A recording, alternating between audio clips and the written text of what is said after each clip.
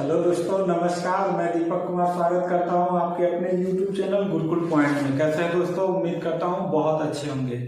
आज दोस्तों मैं फिर लेके आया हूं आधुनिक इतिहास का वीडियो नंबर 8। इसके पहले मैं आधुनिक इतिहास यूरोपियों के आगमन से लेकर बिल्कुल चैप्टर वाइज पढ़ा रहा हूँ, जिसको कहीं भी इधर उधर भटकने की जरूरत नहीं, एकदम सिस्टमैटिक एक सीक्वेंस में पढ़ा रहा हूँ। तो अगर इसके पहले के 7 वीडियो अगर आप नहीं देखे हैं तो डिस्क्रिप्शन बॉक्स में लिंक है, 1 2 3 4 5 करके वीडियो का, वहां से देख लीजिए, या गुरुकुल पॉइंट के प्लेलिस्ट में चले जाइए, वहां आधुनिक इतिहास नाम से प्लेलिस्ट बना है, वहां से देख लीजिए। तो ये आपको समझ में बहुत बेहतरीन तरीके से आएगा।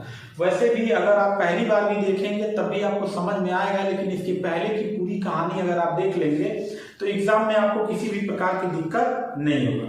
तो आइए दोस्तों शुरू करते हैं। आज का जो टॉपिक है वो है आधुनिक भारत पे बंगाल पर अंग्रेजों का आधिपत्य। जैसा कि इसके पहले वाले वीडियो मैंने बताया था कि किस प्रकार से फ्रांसीसी और अंग्रेजों के बीच संघर्ष होता है, जिसको प्रथम आंग्ल कर्नाटक युद्ध के नाम से जानते हैं, द्वितीय कर्नाटक आंग्ल युद्ध के नाम से जानते हैं और तृतीय कर्नाटक आंग्ल युद्ध के नाम से जानते हैं।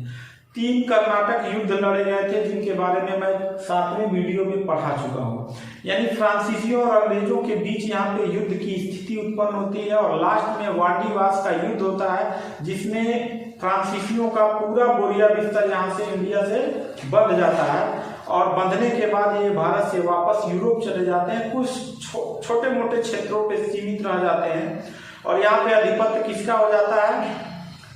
अंग्रेजों का हो जाता है, जिसमें उस समय भारत में सबसे शक्तिशाली जो राज्य था ये बंगाल का था। बंगाल यानी ये पूरा एरिया जो है आपका बंगाल का एरिया जो था ये बहुत शक्तिशाली राज्य था, इसलिए अंग्रेजों की नजर बंगाल की तरफ टिकी हुई थी। इसलिए इन्होंने हुगली के किनारे 1651 ईस्वी में इन्होंने पहली कोठी खोली, व्यापारिक कोठी खोली। कब? 1651 ईस्वी में, जहां से सोने, रेशम और चीनी का क्या करते थे बाबू? व्यापार करते थे।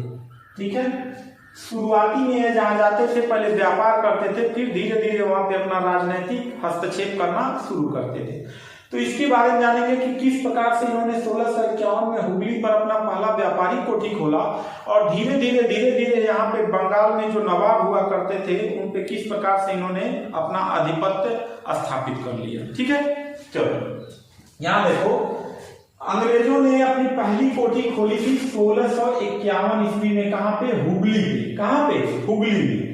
यहां से यह व्यापार करते थे सोने, रेशम और चीनी का। मुख्य रूप से 3 व्यापार इनका था, सोने, रेशम और चीनी का यह व्यापार करते थे। इसके बाद इन्होंने क्या किया कि उसी समय 1651 ईस्वी में 3000 रुपया वार्षिक टैक्स देकर, वार्षिक टैक्स समझते हैं, 1 साल में 3000 रुपया मुगल बादशाह को टैक्स देकर यह बंगाल, उड़ीसा और बिहार, याद रखिएगा, पूछेगा कि अंग्रेजों ने बंगाल पर कब टैक्स फ्री अधिकार कर लिया था, तो 3000 रुपया वार्षिक कर देकर अपने व्यापार को टैक्स फ्री कर लिया था। क्या कर लिया था? टैक्स फ्री कर लिया था। यानी इनको अब कोई भी टैक्स देना नहीं था। समझ में आ गया? इनको कोई भी टैक्स देना नहीं था।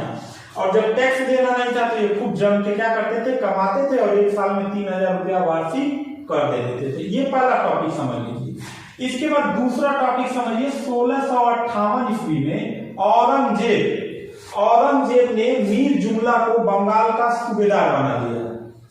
मीर जुमला को औरंगजेब ने बंगाल का क्या बना दिया? यहाँ का सूबेदार बना दिया। और यह सूबेदार बनते ही व्यापारों पर, अंग्रेजों के व्यापार पर क्या लगा दिया? प्रतिबंध लगा दिया। फिर अंग्रेजों ने माफी मांगा औरंगजेब से और फिर बाद में कुछ पैसा वैसा देने के, हर्जाना भरने के बाद फिर व्यापार करना इन्होंने शुरू किया। औरंगजेब की मृत्यु के बाद बाबू मुर्शिद कुली जफर, याद रखिएगा, औरंगजेब की मृत्यु के बाद मुर्शिद कुली जफर बंगाल का क्या बना बाबू? नवाब बना। बंगाल का नवाब कब बना? 1717 ईस्वी में। मुर्शिद कुली जफर किसके मृत्यु के बाद? औरंगजेब की मृत्यु के बाद। इसके समय की एक घटना है, इसने राजधानी ढाका, यानी जो बांग्लादेश है, बांग्लादेश की राजधानी ढाका, इसने बांग्लादेश से मुर्शिदाबाद अपनी राजधानी को क्या कर दिया? स्थानांतरित कर दिया। स्थानांतरित करना मतलब इधर से उठा के ला दिया बिहार की तरफ, मुर्शिदाबाद ला दिया। ठीक है, इसके बाद देखते हैं दूसरी घटना। 1732 ईस्वी में एक बिहार का सूबेदार था जिसका नाम था अलवर्दी खान। अलवर्दी खान जो था यह बंगाल का नवाब बना। यानी इनके बाद जो मुर्शिद कुली जफर थे, इनके बाद 1732 ईस्वी में बिहार का उस समय सूबेदार था, जिस समय बंगाल का नवाब बनाया गया अलवर्दी खान। वो बिहार का क्या था? सूबेदार था, यह बना। 1756 ईस्वी में फिर अलवर्दी खान की मृत्यु होने के बाद इसका पौत्र जो था सिराजुद्दौला, बहुत योग्य शासक था। इसके बारे में हम लोग आगे समझेंगे कि सिराजुद्दौला अलवर्दी खान का जो पौत्र था यह बंगाल का क्या बना? नवाब बना। यानी अब इस बंगाल पे सिराजुद्दौला क्या बन गया? नवाब हो गया। क्या बन गया? नवाब बन गया। कब बना था बाबू? 1756 ईस्वी में। याद रखिएगा 1756 ईस्वी में यह क्या बना? नवाब बना। और जब बाबू यह नवाब बना तो यह अंग्रेजों से बहुत ही नफरत करता था। कौन? सिराजुद्दौला। बंगाल का नवाब बनते ही बाबू सिराजुद्दौला को दो लोगों से बहुत भयंकर जो है मतलब संघर्ष करना पड़ा। वो दो लोग कौन थे? सिराजुद्दौला को दो लोगों से करना पड़ा। एक शौकत जंग था, इसके मौसी का लड़का था। सिराजुद्दौला के मौसी का लड़का था शौकत जंग, और इसकी मौसी का नाम था घसीटी बेगम। ये दोनों इसके प्रबल विरोधी थे और अंग्रेजों के बहुत बड़े पक्षधर थे। यानी ये चाहते थे कि बंगाल का नवाब हम बने, लेकिन अलवर्दी खान का जो पौत्र था सिराजुद्दौला नवाब बन गया। इसलिए दोनों जो है क्या करते थे? हमेशा सिराजुद्दौला के विपक्ष में रहते थे और अंग्रेजों के पक्षधर होते थे। अंग्रेजों ने मतलब एक सिराजुद्दौला के पहले एक अधिकार ले लिया कि हम कलकत्ता में अपनी एक कोठी बनाएंगे जिसको फोर्ट विलियम के नाम से जाना जाएगा। फोर्ट विलियम के नाम से। अब अंग्रेजों ने क्या किया कि यहीं पे कोठी बनाते बनाते ये अपना तोप रखने का भी कार्यक्रम बनाने लगे। यानी ये दीवार जो था पहले पतला था, ये हम इतना बनाएंगे, अभी दीवार को मोटा करने लगे। मोटा करके ऊपर तोप रखने की सारी व्यवस्था करने लगे। ये बात सिराजुद्दौला को एकदम डिस्टर्ब कर दिया और सिराजुद्दौला ने आकर यहाँ पे क्या कर दिया? 15 जून 1756 ईस्वी को अंग्रेजों को आत्मसमर्पण करने पे मजबूर कर दिया और यहाँ से क्या कर दिया? भगा दिया। और उसी समय एक घटना घटी, इनको इतना थूरा सिराजुद्दौला कि ये लोग भाग खड़े हुए यहाँ से, पूरा आत्मसमर्पण कर दिया सिराजुद्दौला के सामने। और सिराजुद्दौला की सेना बहुत बड़ी थी, इसलिए अंग्रेज यहाँ पे टिक नहीं पाए और फोर्ट विलियम कॉलेज दो तोप बनाने की व्यवस्था कर रहे थे कि यहाँ पे अपना तोप रखेंगे, सारी व्यवस्था वो सब बंद करवा दिया फोर्ट विलियम में 15 जून 1756 ईस्वी को। उसी समय इतिहास में एक घटना जानी जाती है ब्लैक होल घटना के नाम से।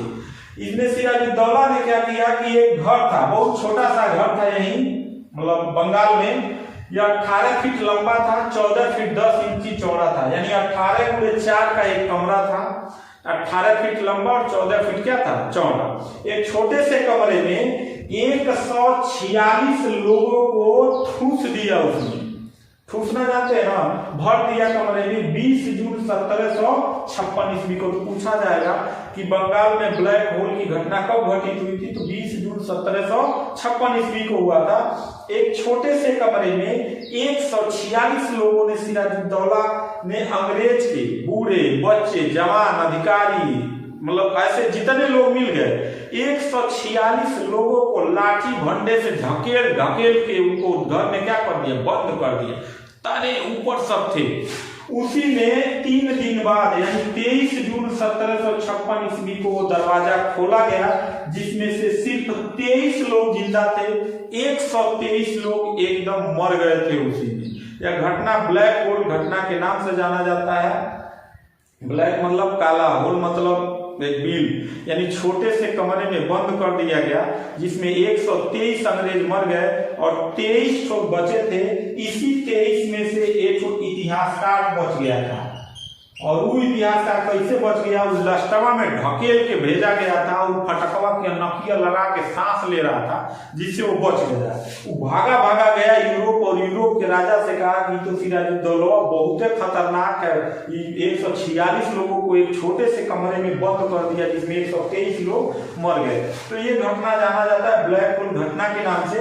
और इसी के बाद सिराजुद्दौला कलकत्ता छोड़ दिया और सौंप दिया किसको? मानिक चंद को और अपने आ गया कहाँ पे, मुर्शिदाबाद में। यह एक छोटी सी घटना थी जो सिराजुद्दौला के बंगाल के नवाब बनने की कहानी और अंग्रेजों को आत्मसमर्पण की कहानी और ब्लैक होल की घटना तक सीमित हो जाता है। और बाद में फिर लॉर्ड क्लाइव, हेक्टर मुनरो, आगे का मैं कहानी आपको अगले वीडियो में बताऊंगा कि प्लासी का युद्ध और बक्सर का युद्ध, जिसमें सिराजुद्दौला को किस प्रकार से मतलब उसके सेनापति मीर जाफर और मीर कासिम और फिर अन्य लोगों ने इनके साथ घात करके सिराजुद्दौला को मरवा देते हैं और बंगाल पे मतलब प्लासी का युद्ध, फिर बक्सर का युद्ध, 2 युद्ध होता है, जिसके बाद अंग्रेज पूरा द्वैध शासन प्रणाली लागू कर देते हैं। तो इसका वीडियो हम अगले वीडियो में बताएंगे। तो उम्मीद करता हूँ वीडियो आपको जरूर पसंद आएगा। तो मिलते हैं नेक्स्ट वीडियो में, तब तक के लिए थैंक यू, धन्यवाद। अगला वीडियो आपका प्लासी का युद्ध और बक्सर के युद्ध के नाम से पढ़ाया जाएगा। ठीक है, तो मिलते हैं अगले वीडियो।